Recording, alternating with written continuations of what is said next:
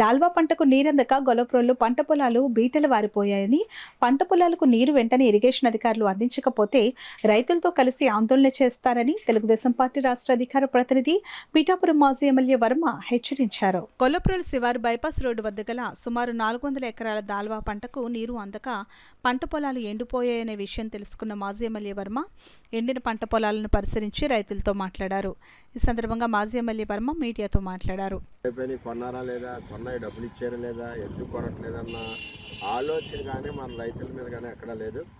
చాలా దారుణంగా మరి సుమారు 400 ఎకరం ఉంది. ఇది 400 ఎకరం కూడా మరి వెంటనే నీరు ఇచ్చి ఆదుకోకపోతే దీని నష్టపరిహారం 30,000 చొప్పున ఇవ్వాల్సిన బాధ్యత ప్రభుత్వాన్ని ఉంటుంది. కాబట్టి తక్షణం నీరు ఇవ్వాలి.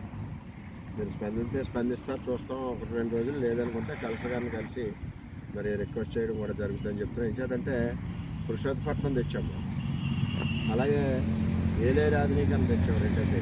రెండో దేశం ఎమ్మెల్యే ఎంపీ కలిసి వద్దని ఉత్తరం రాశారు. ఎవడన్నా కన్నా సిగ్గుండాలి.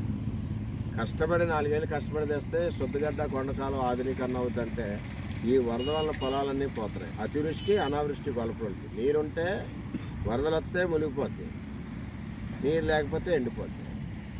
తక్షణం నీరు ఇవ్వాలి గొల్లప్రోలు రైతాంగాన్ని. ఇక్కడ అదేవిధంగా రైల్వే ట్రాక్ అవతల సూరంపేట దానికి మొత్తం అంతా కూడా గొల్లప్రోలులో రైతాంగం 20 పైసలు మించి ఊడుపులు అవ్వలేదు. మిగిలిన 70% ఊడ్చవలసిన బాధ్యత ఇరిగేషన్ అధికారులది, రెవెన్యూ అధికారులది ఉందని చెప్పి తెలియజేస్తాం.